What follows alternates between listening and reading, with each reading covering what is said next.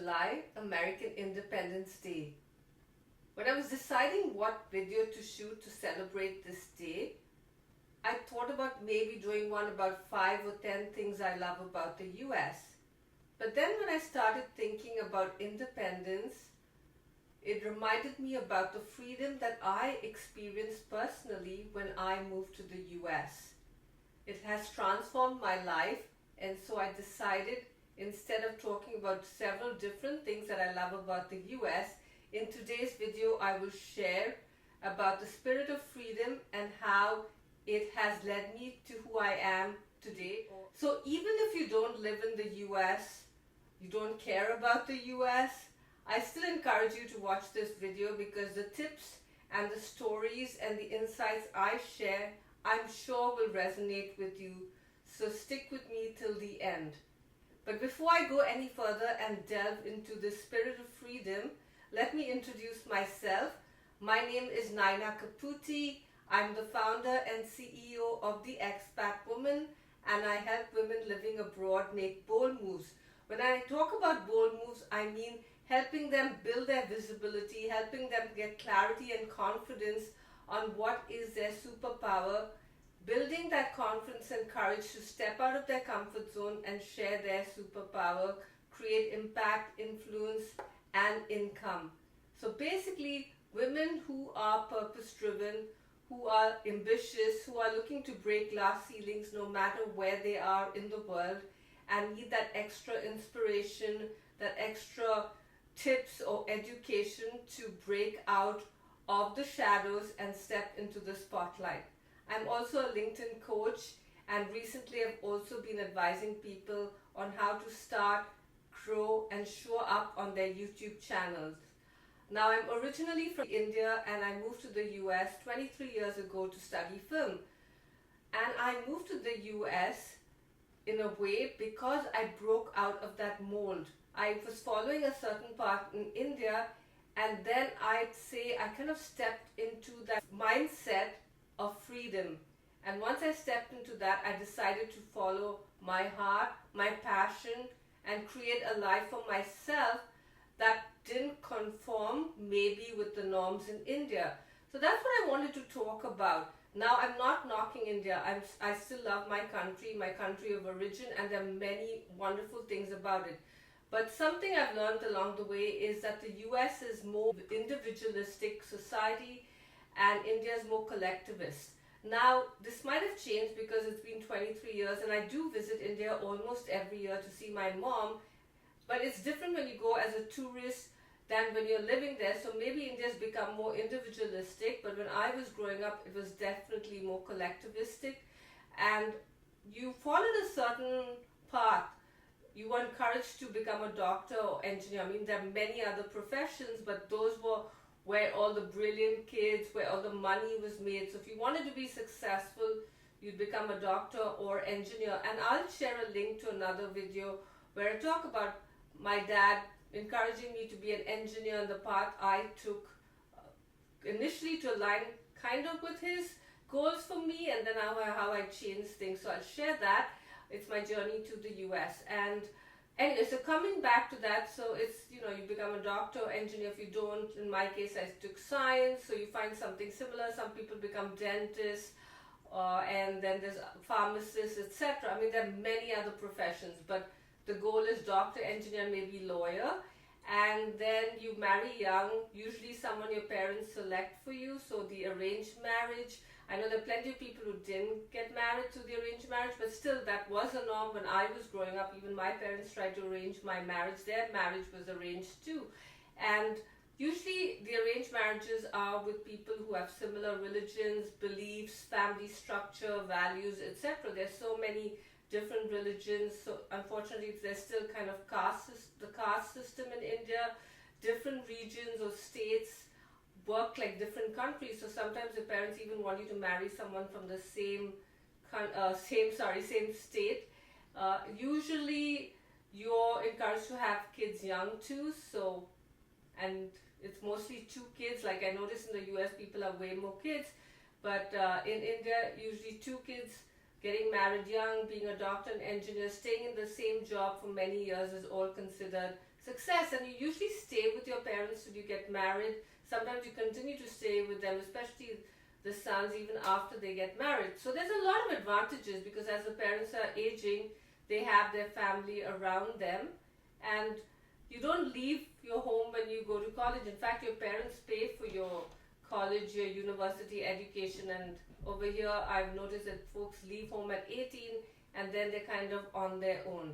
And in the US, when I moved here, I realized you talked about yourself. You didn't say we. In India, in interviews, you would say we did this, we achieved this, we worked on this project. In the US, you're encouraged to build your identity, to be that your own person.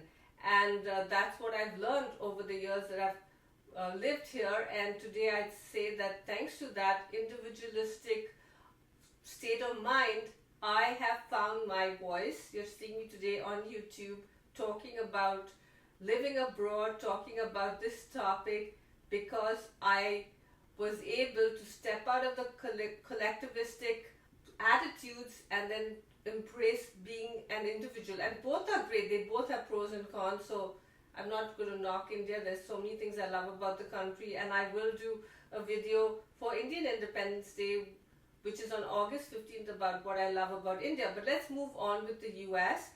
So I'd say the first freedom or spirit of freedom is the spirit of reinvention. And this was fascinating to me when I moved here, because I would see people of all ages going back to school, starting businesses in their 40s, 50s, 60s, 70s, 80s.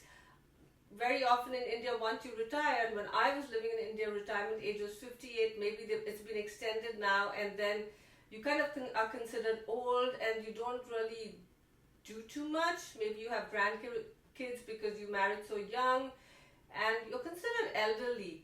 Whereas for many people, life begins at 58, begins at 60. Some people might retire and then start a second career. I've seen people in their 50s, 60s, 70s, 80s, even 90s start YouTube channels and start talking about their passion, and they've been so successful. They've monetized their channels, they've started a new stream of revenue, they're teaching courses, they're inspiring people, and then of course people marry later, they have kids later. So with the spirit of reinvention, or the freedom of reinvention, that's the first thing I experienced, because as I mentioned earlier, I came to the US to study film, and I came here because I wanted to reinvent myself. I've done another video about reinvention. I'll share the link in the description.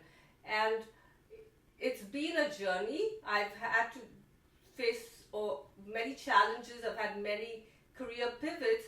But because of this whole journey of reinvention, I discovered my superpower, my passion, what I really enjoy doing, what I wake up every morning excited to do, and that's empowering women living abroad, helping them share their voice, helping them step out of the shadows, showcase their expertise, connect with other women leaders, and create impact, showcase their value, get new opportunities, step out of their comfort zone. And I do that with the Expat women community, through events, through this YouTube channel, through workshops and webinars. But I also have a membership called the Expat Women Membership, and I definitely support my members with helping them get visibility, with helping them get breakthroughs in their clarity and their confidence. And I'll share a link to the membership as well in the description. And as you can see, it's really hot. I'm a little bit sweaty. It's, I think, about 80 degrees outside. It is a warm day in the San Francisco Bay Area. So the second freedom that I experienced was the freedom of expression. And I realized that I started feeling more confident about sharing my voice, my opinions. I remember back in India, I worked for a corporation that was where my supervisor was a male. I'd say he was very controlling, and he definitely didn't respect women. I was a manager, but I was kept down, and the other managers were encouraged to share their voices because they were males. They all went out for lunch. So I felt like I was sidelined. And at our meetings, we couldn't really share our opinions unless we were asked to. And then I came to the US, and I realized you could be at bottom of the rung of the ladder, and you were still allowed to speak. You were encouraged to speak. You could not really agree with your supervisors. You could be critical, and it was totally fine. And as I moved on with my career, I realized that I can share my voice. I can share my opinions, whether it's on social media posts. And of course, you're not always going to get everyone approving or supporting what you say. There's definitely a lot of topics that are very, I would say, controversial. There's a lot of black and white here in the US when it comes to political parties, ways of living, values, etc. But everyone shares their voice, and you can say what you want. Now, people might disagree with me, but coming from India, where I didn't really share my voice, where I really wanted to conform, I wanted to fit in, I wanted to be that good daughter, the good person that everyone thought was like, oh, she's such a good girl, she is very obliging, she doesn't rock the boat. And then here in the US, you're encouraged to rock the boat, you're encouraged to be a thought leader, you're encouraged to step out of your comfort zone, to be your own person. And so that this freedom of expression has been amazing. And because of that, I would say I have started sharing my voice on platforms like YouTube and LinkedIn, hosting workshops, speaking at events, speaking at corporations. I even did a documentary film about gender violence and gender discrimination in India and in the Indian diaspora in North America. Things I may not have done because I felt in India I had to conform. People had expectations of me, both within my family and the larger community. I was someone that wanted people's approval. I was a people pleaser, and here in the US I realized I don't have to be a people pleaser. I can do stuff without hurting other people but still be myself. So this freedom of expression has been great. So the next freedom is the freedom to pursue your passion. A few years ago, I came across this book by an author called Guy Hendricks, which was Find Your Zone of Genius. Now, as I said, in India, the expectations were you become a doctor or an engineer. And if you had a parent who was a doctor or engineer, there was even more pressure on you to follow that path. And it wasn't being done because your parents were being too controlling. It was more because those were careers where you got paid well, where you were secure, because there's a lot of focus on security, especially in a country where I'd say there is still the social, the social benefits. It's harder to get them. Like here, if you get laid off, you get unemployment benefits, you can get health insurance. I was laid off from one of my jobs, and I got unemployment benefits. I got, some kind of medical insurance and stuff till I found another job. It's harder to get all that in India, and so I can see why people want stable, secure jobs. But in the US, this whole kind of empowerment, or this kind of attitude towards find work that you love.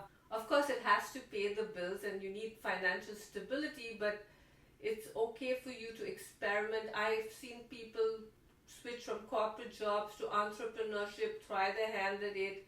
Maybe it takes off, maybe it doesn't take off, then maybe they become consultants and they go back and work for another company, and you're not judged, you're not frowned upon. In fact, you're celebrated. It's like, wow, you're experimenting, you're trying all these different careers. I know at job interviews, people who do stuff like that sometimes do really well because they feel the person is thinking outside the box, they're taking risks. So risk takers are really celebrated, where in India a risk taker might not be celebrated. Again, this is based on my experience living in India 23 years ago. I don't know how it is today, but when I was growing up and when I first started working, it was all about stability and security. You did not switch even what you were studying. Like, I didn't do engineering, so I did science, and you just stayed with that. You did physics, chemistry, math, bio. You couldn't do pottery on the side, or you couldn't do art or sports. It was just, you just stuck to that science field with your bachelor's. I also did my master's. So you didn't have much of an opportunity to explore. And I see here you could take like maybe a course in I don't know, engineering, but then you can also do something else on the side, like a cooking program. Like you have all these different options, so that it's easier for you to find what makes you tick. And sometimes it doesn't happen overnight. Like in my case, it didn't happen overnight, but I never felt I was doing anything wrong. I didn't have any awkward questions being asked, like, why are you switching from one thing to another? Like, are you not very stable? Are you crazy? Like, I didn't have those awkward questions. I never felt judged. And so I had the confidence and I felt comfortable in exploring from working in the non-profit industry to working with films, making films, and then of course starting my own business. I never even dreamt I'd ever be an entrepreneur growing up in India, and even when I moved to the US initially, I didn't know entrepreneurship was on the cards. I didn't go to business schools. I didn't know how to start or run a business. And because of this whole freedom of pursuing your passion, finding your North Star or your superpower or your brilliance or your zone of genius where work doesn't feel like work. And I think I did a video about finding your zone of genius. I'll link it in the description as well. But that is so empowering. And when you find work you love, like I am so happy. I wake up every day so excited. I have 2 businesses. I'm a LinkedIn coach and consultant, and then I'm the founder of the Expat Woman. And I just love what I do. I love helping people achieve their goals, help them break glass ceilings. And I never had or experienced this kind of happiness in India during my education, because I'm not cut out to be a scientist or work in a lab or the stuff I did. I'm more creative, I'm more people's person, and I think maybe, I wouldn't say I'm an influencer. I don't think people say they're influencers, but I like to create impact. I'm hoping to inspire and influence other people with the content I share, with the events I host, and that all brings me so much joy. And I don't think you have to live in the US to follow any of the things I shared. I believe you can reinvent yourself. You can pursue your passion and turn it into a career, so long as it makes enough money for you to live comfortably, pay the bills. So I think you can be anywhere in the world. The main thing is also not always trying to please everyone else and meet other people's expectations. Your happiness is very important. So doing something that makes you happy, where you're true to yourself, where you feel authentic, you do so much better when you really are doing stuff that is you, that lights you up, that really taps into your superpower, your skills, what you're really good at. And that makes you shine, and that's what makes you stand out from other people and opens the door to new opportunities. And it's not all about the money, and success isn't just having a fancy car and a big house and vacations all over the world. Success is also finding happiness in what you do and being able to inspire other people and being able to impact their lives. I think that for me is happiness, and I hope I can continue to do this for a very long time. Now, the 4th freedom I wanted to share was freedom from self-limiting beliefs. Feeling like you always have, as I said before, having to live up to other people's expectations, always having to compromise, having to please other people. And that leads to feelings of self-doubt, imposter syndrome. And again, in the US, it's about, failure, I would say, is celebrated. People know when you fail, people don't say, oh, you suck. It's actually, you failed, and so that you use that as a learning experience. I love this quote by Nelson Mandela. He says, I never fail. I either learn or I win. And that's what I noticed the whole US attitude is. Failure is seen as a stepping stone. People are very open about sharing their failures on social media.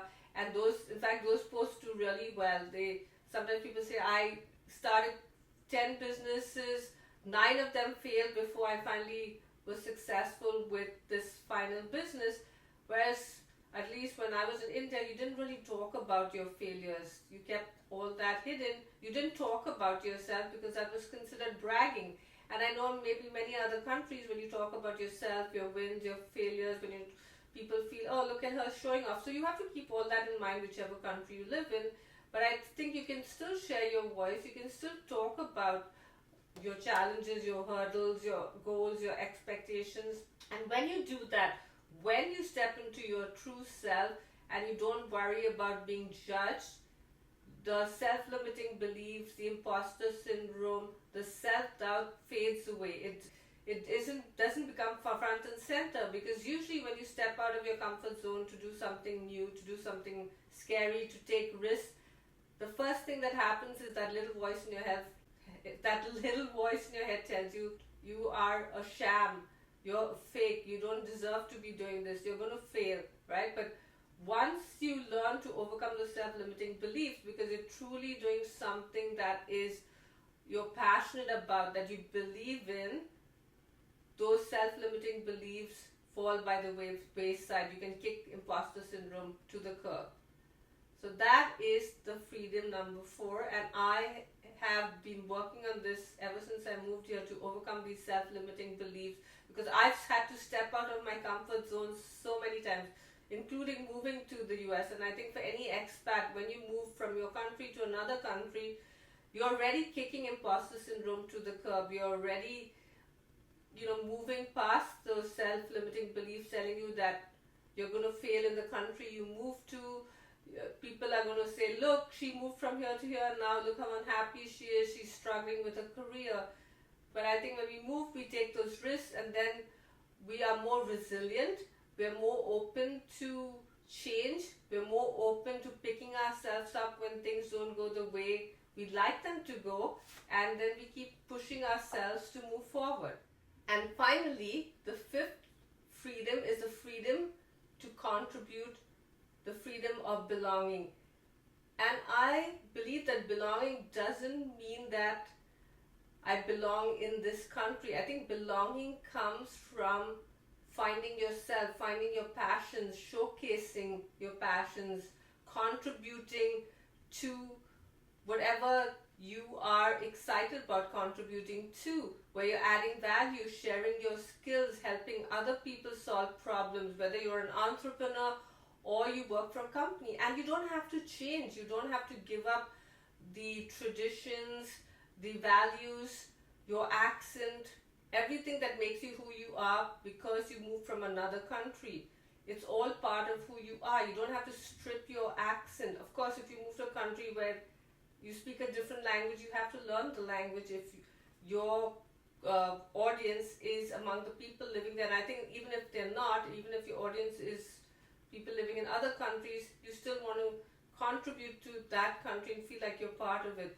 So, but in the US, I felt, because I reinvented myself, I overcame my self-limiting beliefs, I found my passion, I felt that this country gave me the platform to be able to share my voice, to contribute, to help other women who were like me 5 years ago, 10 years ago, 15 years ago, 20 years ago.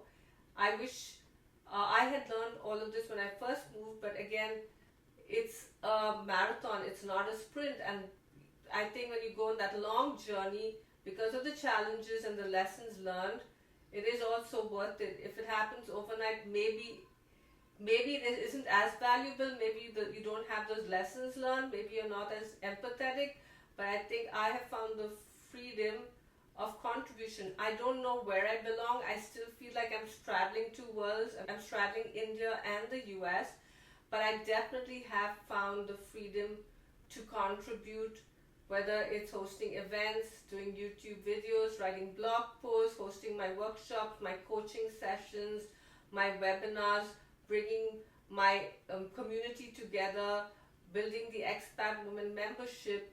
I've been able to contribute in so many different ways, and my audience isn't just in the US or India, it's internationally, but I'm using the 5 freedoms that I experienced here in the US that transformed me to help other women. And if I had not stepped out of my comfort zone, not moved out from India to the US, maybe I'd be a different person. Who knows? But today I just wanted to celebrate this freedom, the spirit of freedom, share my experience with it, and I want to wish all those who celebrate the 4th of July a wonderful day. And whether you live in the US or not, whether you like the US or not, I hope what I shared today was valuable.